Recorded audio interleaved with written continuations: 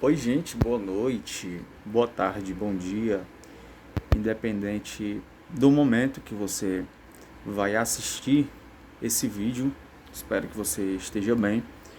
Eu quero falar aqui sobre complexos de inferioridade, complexos de superioridade e falar sobre a imagem de Deus no homem.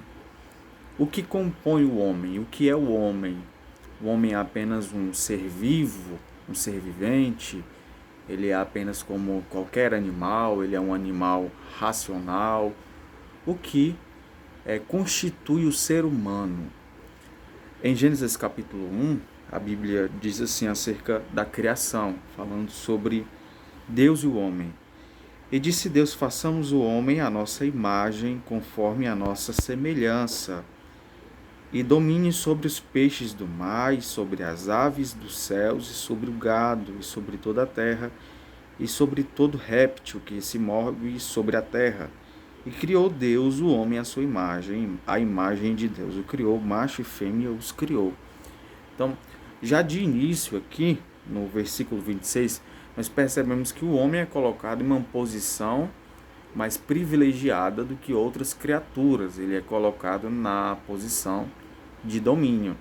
E no versículo 27, vemos que o homem foi feito à imagem e à semelhança de Deus, macho e fêmea, a imagem e semelhança de Deus. Eu quero, com isso, falar sobre complexos. O primeiro complexo, e ao falar de complexo, vai abrir um leque aqui de assuntos que são inevitáveis quando você fala de qualquer natureza de complexidade. Se você deseja questionar, se você deseja se introduzir a um assunto, é inevitável que esse assunto ele gere algumas dúvidas, algumas perguntas, alguns questionamentos. Isso é inevitável e isso, em certo sentido, é saudável. Questionar, buscar, explorar um assunto não é um problema. Não há nenhum problema nisso. Então, ao falar de complexo, o primeiro complexo que eu quero falar que existe no ser humano é o complexo de inferioridade. Muitas vezes esse complexo de inferioridade ele está escondido muitas vezes na timidez, escondido muitas vezes na culpa, escondido muitas vezes na vergonha, escondido muitas vezes em desculpas, escondido muitas vezes na religiosidade. Esse sentimento e esse comportamento, esse complexo de inferioridade, ele é uma consequência do pecado. O pecado causa no homem uma distorção de si mesmo. Ele olha-se no espelho e se contempla pior do que ele é, na sua origem. Ele se contempla pior do que aquilo que em natureza ele é. O outro complexo inverso, extremo deste complexo de inferioridade, é o complexo de superioridade. E, por incrível que pareça, nós sempre estamos nesses dois extremos. Ou estamos no complexo de inferioridade, ou no complexo de superioridade por conta do pecado. O pecado ele sempre conduz o homem a esses dois extremos. O pecado é quando você erra o alvo. Então, com o pecado, você nunca acerta a sua posição exata diante de Deus.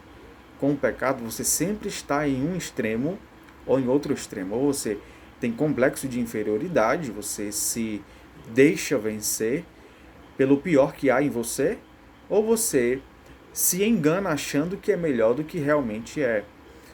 Como criação, eu estou em um patamar de importância maior, porque eu fui colocado numa posição de domínio. Deus me deu a posição de dominar sobre animais, sobre répteis, sobre aves. Então, neste sentido, eu estou em uma posição melhor. Agora, na condição de imagem de Deus, eu sou feito criatura, eu fui feito. Deus não é feito, então eu sou criatura. Por mais que eu tenha a imagem de Deus, eu não posso me esquecer que eu sou uma criatura como as demais. Agora, eu sou criatura, mas tenho privilégios que nenhuma criatura tem. Essa deveria ser a noção que o ser humano deveria ter acerca de si mesmo. E no âmbito teológico, isso é muito debatido porque a teologia ela sempre, de alguma forma, pende para um lado ou para o outro, não estabelecendo o parâmetro que a Bíblia deixa para o homem restaurado. A Bíblia diz que Jesus Cristo veio buscar o que se havia perdido. Jesus Cristo veio restaurar o homem que estava afundado em pecados.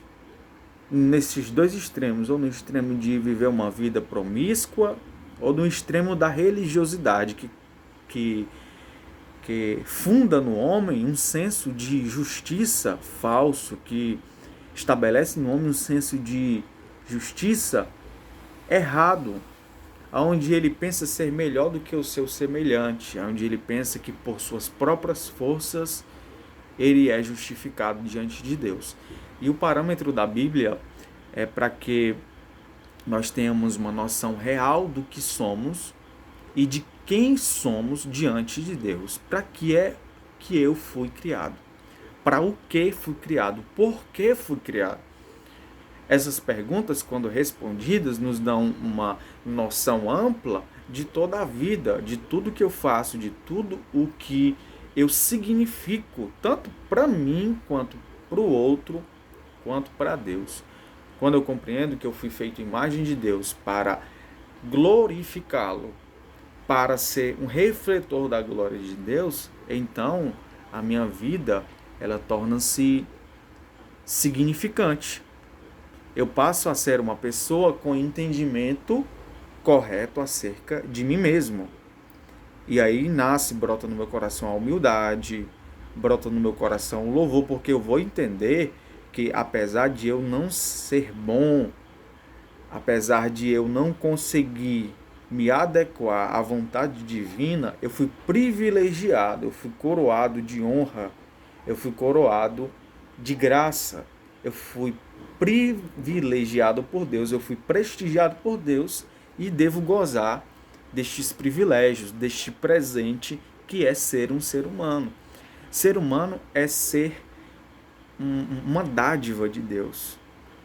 Eu poderia ser uma célula vagando no cosmos, eu poderia ser um animal, eu poderia ser qualquer outra coisa, mas Deus decidiu que eu fosse um ser humano. O Salmo 139, o Salmo de Davi, ele relata bem isso, que Deus planejou, no caso, o salmista, mesmo antes dele nascer. E assim também é com cada um de nós. Deus planeja desde o nascimento até a morte a nossa vida. E Ele nos dá os bens, Ele nos dá a natureza, Ele promove o cenário no qual nós estamos inseridos. Salmo 139 diz assim, no verso 7, para onde me irei do teu espírito, ou para onde fugirei da tua face? Se eu subir ao céu, tu aí estás. Se fizer no Seol a minha cama, eis que tu ali estás também. Se tomar as asas da alva, se habitar nas extremidades do mar, até ali a tua mão me guiará e a tua destra me susterá. Se disser de certo que as trevas me encobrirão, então a noite será a luz à roda de mim. Nem ainda as trevas me escondem de ti. Mas a noite resplandece como o dia, as trevas e a luz são para ti a mesma coisa. Pois possuíste, é aqui que eu quero chegar, pois possuíste o meu interior, entreteceste-me no ventre de minha mãe. Eu te louvarei porque de um modo terrível e tão maravilhoso fui formado, maravilhosas são as tuas obras. E a minha alma o sabe muito bem. Ninguém consegue explicar, mesmo que de forma biológica, como é que é a concepção de uma criança. Não se sabe explicar como essa criança ela é reproduzida, por mais que hajam estudos nesta área. Você não consegue chegar ao fator determinante daquilo que é gerado no ventre de uma mulher. E isso é obra de Deus, isso é obra da graça de Deus. Milagres, eles acontecem todos os dias que uma criança é gerada, ali está acontecendo um milagre. Salomão chega a dizer que a criança no ventre é algo misterioso, é uma das obras de Deus que são misteriosas, como não se sabe como a criança surge no ventre, assim também não se compreende os caminhos de Deus. É isso que Salomão fala lá em Eclesiastes. Então, você precisa compreender que você é um milagre, você tem a imagem de Deus. Agora você precisa desistir de errar o alvo, de ser complexado inferiormente ou de ser complexado, de ter complexo de grandeza, de soberba, de vaidade. Porque nenhum e nenhum outro são os planos de Deus para a sua vida. Você foi planejado para glorificar o nome do Senhor. Não temos outra tarefa, não temos outra missão a não ser resplandecer a glória de Cristo. E Cristo, neste sentido, é o varão perfeito. Ele é o homem perfeito. Ele é o homem, ele é o último Adão perfeito. Adão era o protótipo da humanidade. Ele é o protótipo da inferioridade, da culpa, da exclusão. Ele mesmo se exclui de Deus. Adão, quando peca, ele tenta numa forma grotesca se esconder de Deus. E Deus vai até Adão e diz: Adão, onde estás? E ele tenta se desculpar com Deus. Esse é o sentimento de culpa, o sentimento de remorso, de distância, de rebeldia. Isso não é o que Deus quis ou quer para nós. Também Deus não quer também que tenhamos um conceito muito elevado acerca de nós mesmos, de acharmos que somos os detentores da nossa própria salvação, da nossa própria justiça, do nosso próprio arbítrio, do nosso próprio modo de pensar. Tudo se resume em Cristo, tudo se centra nele. É nele que devemos nos espelhar. De maneira que eu não sou o pior de tudo, de maneira que eu não sou o centro de tudo. Eu sou apenas uma peça nesse quebra-cabeça divino. Eu sou apenas uma peça no qual Deus está construindo a história. E eu preciso me encaixar. Eu preciso me ver como importante, apesar de falho e de pecador, dentro deste projeto. Então, que Deus ele abençoe sua vida, que você se enxergue como realmente você é, um privilegiado, porém pecador, e que precisa da graça de Deus na vida, porque senão você vai estar errando o alvo, vai estar distante dos propósitos de Deus para você e vai perder a noção de quem você é. Quando um certo padre brasileiro, se não me engano, chamado Fábio de Mello, disse que quando você não sabe quem você é e quando você não se encontra, as pessoas fazem de você o que quiserem.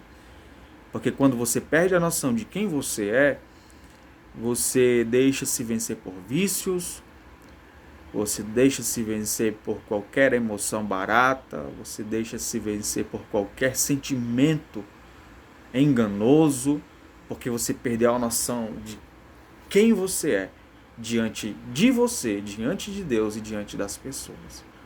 Então, quando eu percebo e entendo e creio que sou a imagem de Deus, que apesar dos pecados, fui privilegiado pela graça de Deus, fui chamado pelo amor de Deus, eu aquieto o meu coração, confio nas promessas do Senhor e descanso no seu amor.